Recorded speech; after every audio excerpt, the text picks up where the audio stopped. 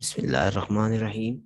ये हमने फाइंड करना है define dominant eigen values and explain iterative power method dominant eigen values of matrix. ठीक है, तो इसकी डेफिनेशन जो है फिर सबसे पहले लिखते हैं what is dominant eigen value. Dominant eigen value ये हमारे पास इस तरह हम डिफाइन करते हैं कि हमारे पास अगर कोई मैट्रिक्स है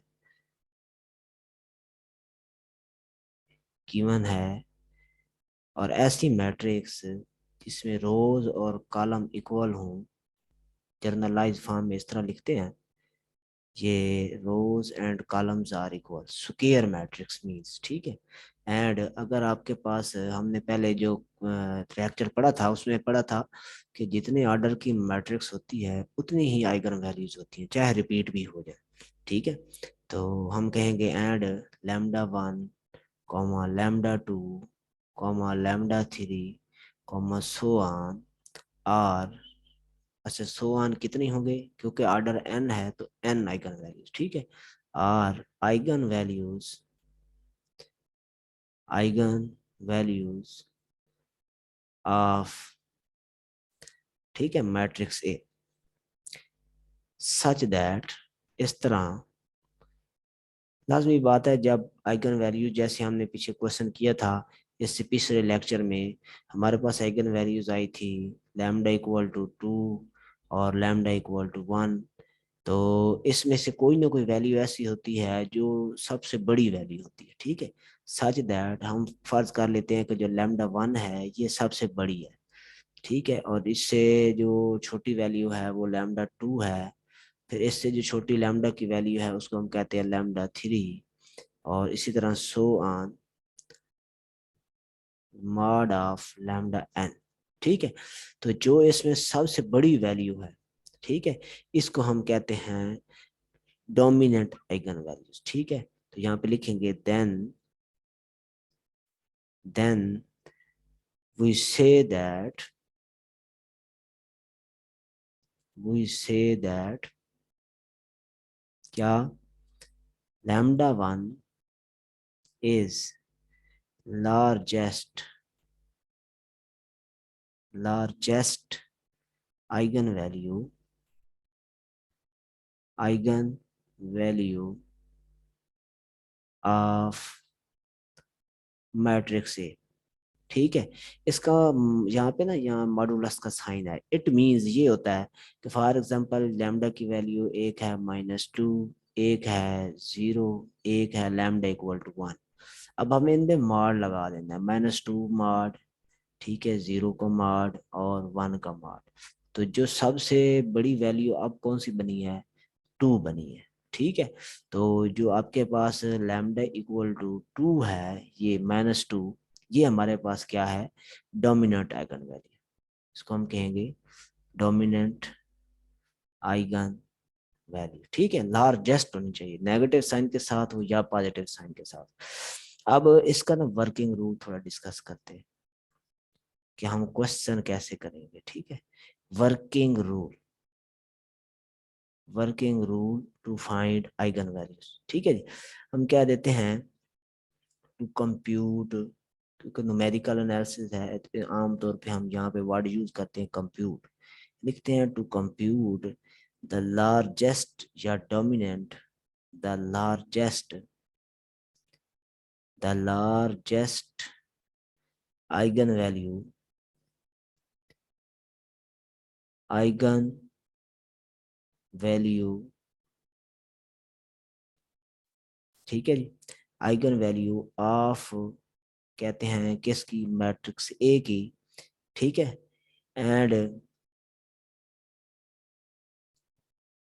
corresponding eigenvector and corresponding eigenvector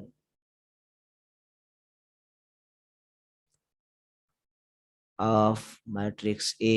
ये जो मैट्रिक्स है इस ये स्क्वायर मैट्रिक्स है, ये आपने ज़हन में रखना है। ठीक है, ये हमेशा कौन सी मैट्रिक्स होती है, स्क्वायर मैट्रिक्स। ठीक है, हम क्या करेंगे, हम इस तरह प्रोसीजर इसका यूज करेंगे, वी प्रोसीड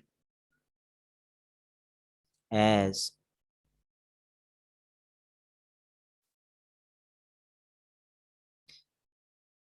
इस तरह से कि सबसे पहले हम एक इनिशियल वेक्टर लेट करते हैं, या इनिशियल मैट्रिक्स, कॉलम मैट्रिक्स होती है, ये लेट करती हैं। आमतौर पे यूनिट वेक्टर होता है, ठीक है, सो ऑन, और जहां मैं ट्रांसपोज लगा देता हूँ, ठीक है, मीन्स ये कॉलम मैट्रिक्स है।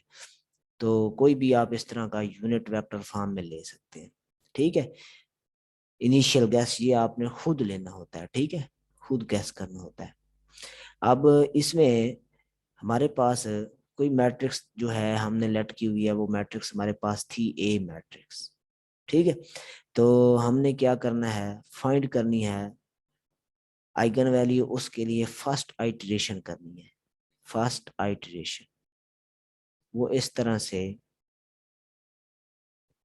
कि जो ए मैट्रिक्स है उसको यहाँ इस तरफ आपने जो इनिशियल कॉलम मैट्रिक्स सेलेक्ट किया उससे मल्टीप्लाई कर देना है, ठीक है।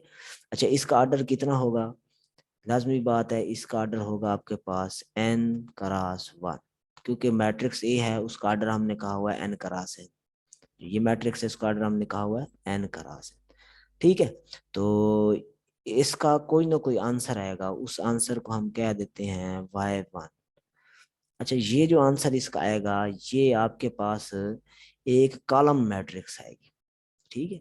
तो ऑर्डर निकालने का फार्मूला होता है ना, आपको पता है एन क्रॉस एन, और फिर वाई जो है उसका ऑर्डर है एन क्रॉस 1, और ये कैंसल तो बन जाएगा एन क्रॉस 1। तो ये एक कॉलम मैट्रिक्स है। इस कॉलम मैट्रिक्स में से जो लार्जेस्ट वैल्यू है उसको हम कह देते हैं K1, वो हम कॉमन कर लेते हैं, ठीक है। और बाकी जो मैट्रिक्स के एलिमेंट बनेंगे, जो उनका आंसर बनेगा, उसको हम नाम कोई और चेंज करके दे देते हैं, उसको हम कह देते हैं Z1। तो यहाँ पे कह देते हैं कि K1 इज लार्जेस्ट लार्जेस्ट ठीक है, लार्जेस्ट वैल्यू, ठीक है, इन कॉलम मैट्रिक्स। ये हमने ना y से कॉमन किया था, तो कॉलम मैट्रिक्स y1, ठीक है। अब सिमिलरली हम फिर क्या करेंगे, सेकंड आइटरेशन करेंगे, ठीक है। तो लिखेंगे सेकंड आइटरेशन। सेकंड आइटरेशन में हमने क्या करना है, इसको मैं कह देता हूं अब हमने क्या करना है, हमने ये करना है कि मैट्रिक्स वही ए लेनी है, उसको अब मल्टीप्लाई कर देना है y1 से, ये जो y1 था, ठीक है। इसके साथ इसको सॉरी सॉरी सॉरी इसको हमने मल्टीप्लाई कर देना है z1 से, ठीक है। और इसका कोई ना कोई आंसर आएगा जिसको मैं कह देता हूँ y2, ठीक है।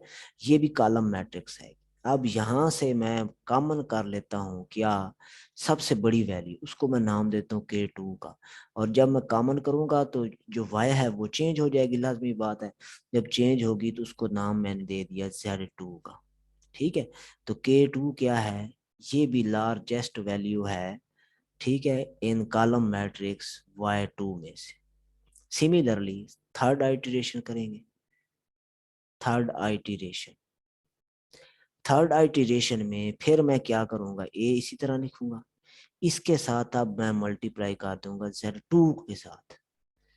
Z2 के साथ मल्टीप्लाई करूंगा तो कोई ना कोई आंसर आएगा, कॉलम मैट्रिक्स आएगी, उसको मैं कह देता हूँ y3। अब इसमें से मैं क्या करूंगा, सबसे बड़ी वैल्यू कॉमन कर लूंगा, ठीक है। सबसे बड़ी वैल्यू मैं कह देता हूँ वो K3 है। तो लाजमी बात है y भी चेंज हो जाएगा जब कोई एलिमेंट चेंज कॉमन आएगा, इसको मैं कह देता हूँ Z3। तो यहाँ पे K3 भी क्या है, लार्जेस्ट आइगन वैल्यू है किसमें, y3 में से हमने कॉमन किया था K3 को, इसको मैं कह देता हूँ y3 में से कॉमन करके हमारे पास है।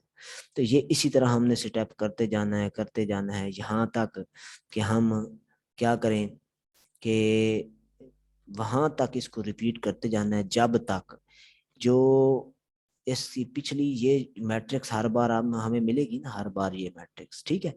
तो जो वाई पी मैट्रिक्स, इसको मैं कह देता हूँ Y P and Y P plus one, ठीक है। मीन्स जो अगली मैट्रिक्स है और जो वाई समझ ऐसे समझे कि वाई थ्री और वाई टू, सही है। तो वाई पी और Y P plus one are nearly equal जब तक ना हो जाए, आर नियरली इक्वल, जब तक ये इस तरह एक दूसरे के करीब तरीब ना हो जाए, तब तक आपने ये आइट्रेशन चलाते जाना है, करते जाना है, करते जाना है, ठीक है। तो जब ये नियरली इक्वल हो जाए उस वक्त जो ये हम कॉमन करते हैं के, ठीक है, देन ये जो हमारे पास के आएगा इसको हम कहेंगे, या लैम्डा इसको हम कह सकते हैं, या लैम्डा आएगा इज, या lambda is dominant eigen value. ये होगी dominant eigen value, eigen value. और जहां से हमने वो लार्जेस्ट आखिरी स्टेप में कॉमन किया होगा कि, तो वहां उसके वक्त, उस वक्त जो हमारे पास वेक्टर आएगा उसको हम कहेंगे आइगन वेक्टर, ठीक है। And at that time, at that time corresponding eigenvector, corresponding जो z समझ ही आएगा, ठीक है, corresponding z is called eigenvector, eigenvector। ये इसके स्टेप हैं, बड़े इजी स्टेप हैं। इनिशियल लेट कर लेना है, ए से मल्टीप्लाई करना है, जो आंसर आएगा उसमें से सबसे बड़ी वैल्यू कॉमन कर लेनी है, तो कोई मैट्रिक्स बन जाएगी, ठीक है। फिर इसी तरह उस मैट्रिक्स को फिर ए से मल्टीप्लाई करना है, फिर कोई आंसर आएगा उसमें सबसे बड़ी वैल्यू कॉमन करनी है। उस वक्त तक जिस स्टेप करते जाना है जब तक पिछली मैट्रिक्स, कॉलम मैट्रिक्स और अगली आने वाली मैट्रिक्स एक दूसरे के नियरली इक्वल ना हो जाए। जब जो नियरली इक्वल हो जाए तो उस वक्त जो आप कॉमन वैल्यू कर रहे होंगे वो वैल्यू जो है लार्जेस्ट आइगन वैल्यू होगी। और उस वक्त जो यहाँ पे वेक्टर बनेगा, z बनेगा, वो आपके पास क्या होगा, कोरेस्पोंडिंग आइगन वेक्टर होगा, ठीक है। ये इसका है तरीका करने का। अब मैं इसका ना क्वेश्चन करता हूँ। यहाँ पे मैं क्वेश्चन लिखता हूँ, find find the dominant eigen value, find dominant eigen value, ठीक है, and corresponding eigen vector, and corresponding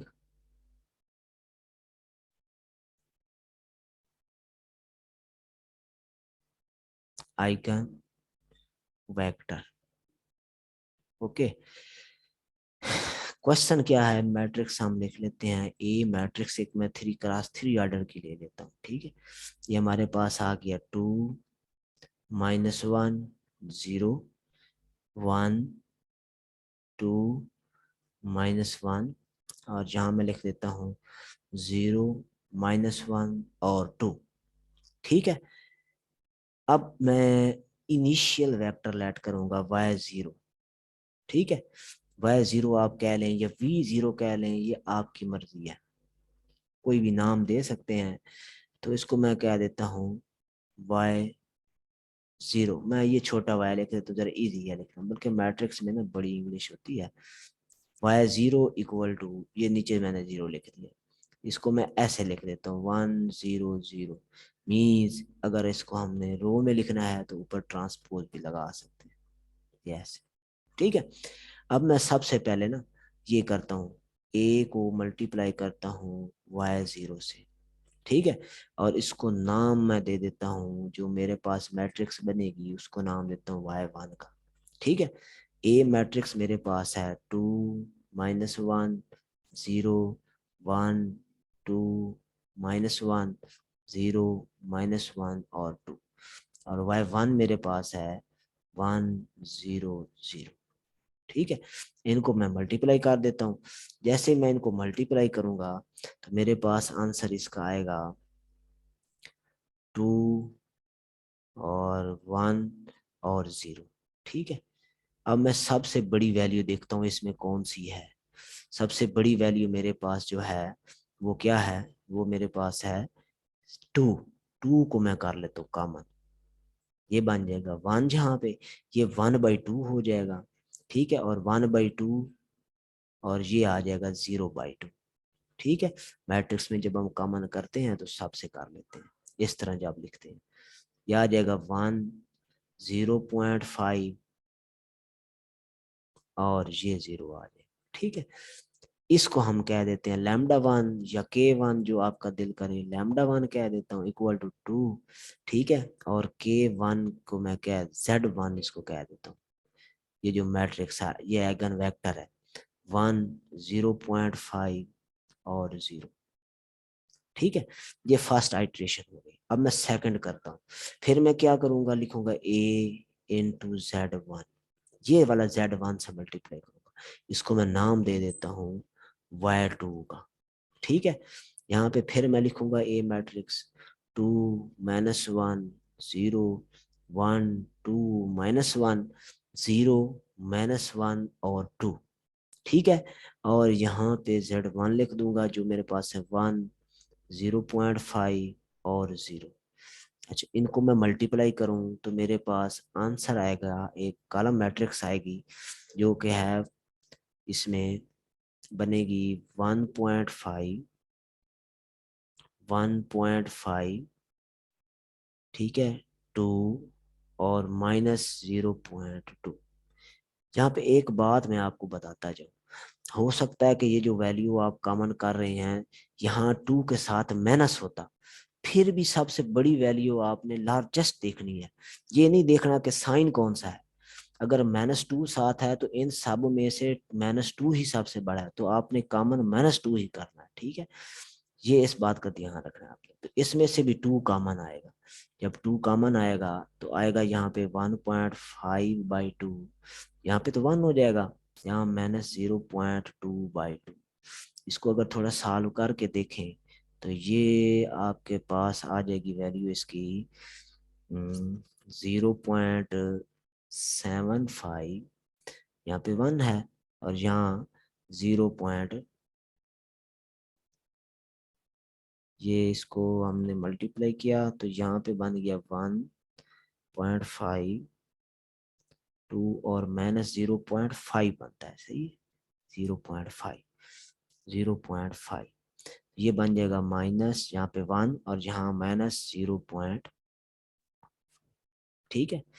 अच्छा, अब ये जो वैल्यू है इसको मैं कह देता हूँ λ2 = 2, फिर वही आई है, लेकिन अब आप गौर करें तो ये जो वैल्यू है चेंज हुई है, तो Z2 क्या बना, Z2 मैट्रिक्स बनी हमारे पास 0.751 और माइनस, सॉरी इसको डिवाइड करके देखें तो ये बनता है हमारे पास 0.25, 0.25, यहाँ पे आ गया -0.25, ठीक है। फिर सिमिलरली y3 करता हूं मैं, मतलब a को मल्टीप्लाई कर देता हूँ Z2 के साथ, यहाँ पे बन जाएगा y3, ये नीचे भी लिख सकते हो ऊपर भी लिख सकते हैं। a मैट्रिक्स मेरे पास है 2 -1 0, 2 -1 0 और 1 2 -1, 1 2 -1 और 0 -1 और 2, 0 -1 और 2, जहाँ पे Z2 मैं पुट कर दूंगा। Z2 मेरे पास आया 0.75 था, एक 1 था और एक 0.25, 0.75, 1 और -0.25। फिर इसको मैं मल्टीप्लाई करूं तो मुझे जो आंसर मिलेगा वो मिलेगा 0.5, ठीक है, यहाँ पे 3, यहाँ पे -1.5, ठीक है। इसमें सबसे बड़ी वैल्यू है 3, ये कॉमन कर लेंगे, ये बन जाएगा 0.5/3, यहाँ पे 1 और -1.5/3, ये आंसर आ जाएगा 3 × 0.16 और यहाँ पे तो 1 है, यहाँ -0.5। ठीक है, यहाँ पे ये आ गया लैम्डा इक्वल टू लैम्डा 3 और ये लैम्डा 3 की वैल्यू बन गई।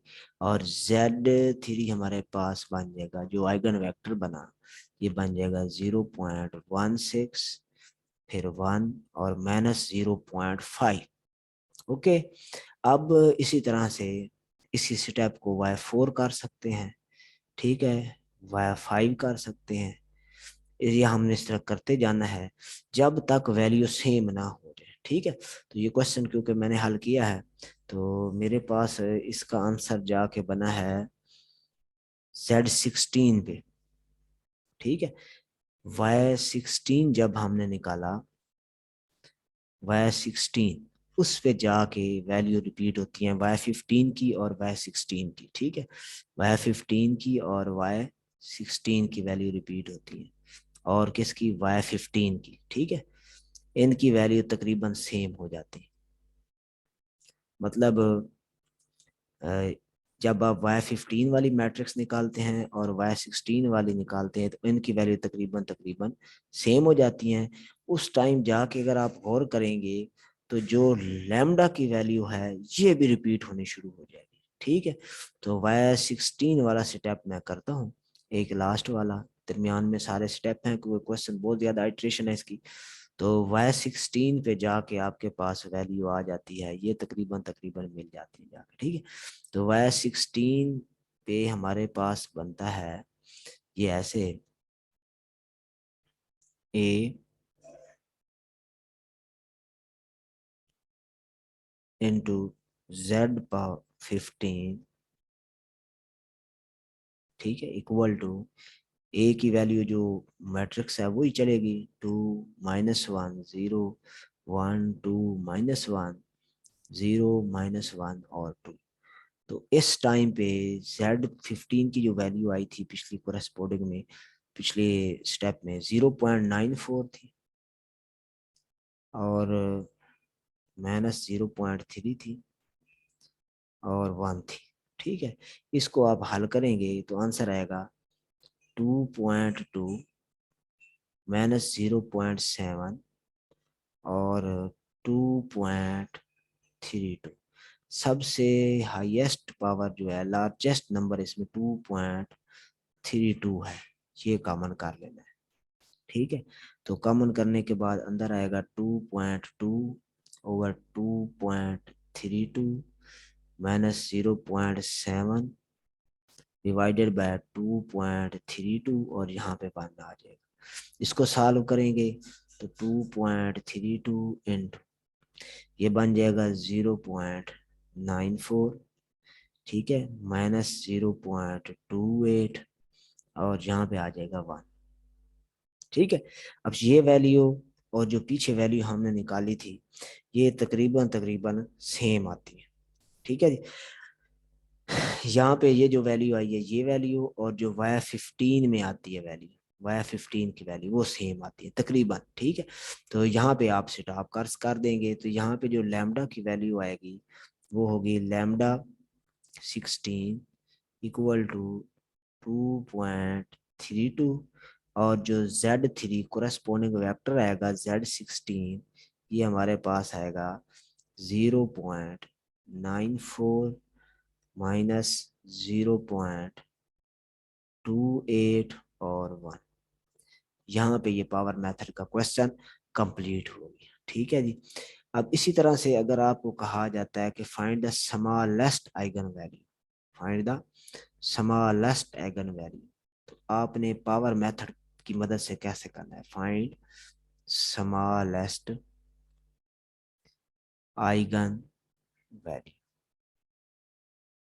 इसके लिए बहुत सिंपल स्टेप है, कोई मैट्रिक्स ए जो दी होती है उसका फाइंड कर लेना है ए इनवर्स, फिर सिमिलर मेथड आपने लगाना है, सिमिलरली सेम सॉल्व करना है।